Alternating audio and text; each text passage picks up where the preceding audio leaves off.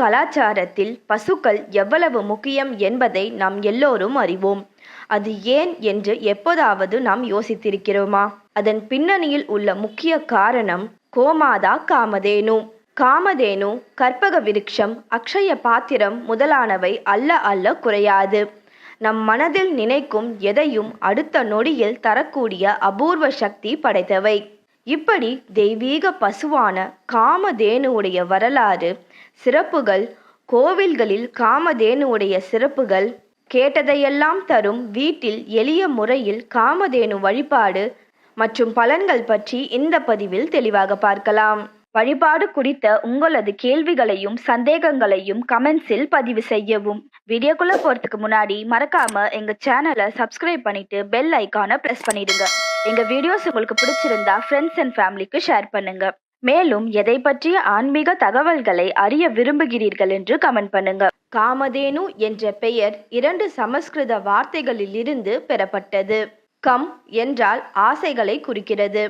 தேனு என்றால் பசு. இது காமதேனுவின் பெயர் காரணம். காமதேனு பிறந்த வரலாறு. இந்து புராணங்களின்படி காமதேனுவின் பிறப்பு குறித்து பல்வேறு கதைகள் உள்ளன. அவற்றில் மிகவும் பரவலாக ஏற்றுக்கொள்ளப்பட்ட காமதேனு தோன்றியதற்கான சில கதைகள். முதலில் பார்க்கடல் கடைதல். தேவர்களும் அசுரர்களும் அமிர்தம் பெறுவதற்காக பார்க்கடலை கடைந்த போது அதிலிருந்து வெளிவந்த 14 அரிய பொருட்களில் காமதேனுவும் ஒன்றாகும். அனைத்து தேவர்களும் அசுரர்களும் சேர்ந்து உருவாக்கியதால் இது இரு தரப்பினருக்கும் உரியதாக கருதப்பட்டது.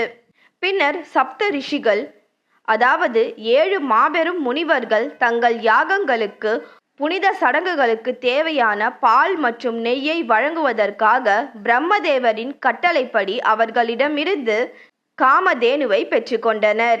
இது ஒரு வரலாறு. மற்றொன்று தக்ஷனின் மகள். மகாபாரதத்தின் அனுசாசன பர்வம் மற்றும் சில புராணங்களின்படி காமதேனு பிரம்மதேவரின் மகனான தக்ஷ பிரஜாபதியின் பெருமூச்சியில் இருந்து பிறந்ததாக கூறப்படுகின்றது. தக்ஷன் அமிர்தத்தை குடித்த பிறகு காமதேனு வெளிப்பட்டதாகவும் பின்னர் பல கபிலா, அதாவது பொன்னிறமான பசுக்களுக்கு தாயானதாகவும் மற்றொரு கதை சொல்லப்பட்டுள்ளது.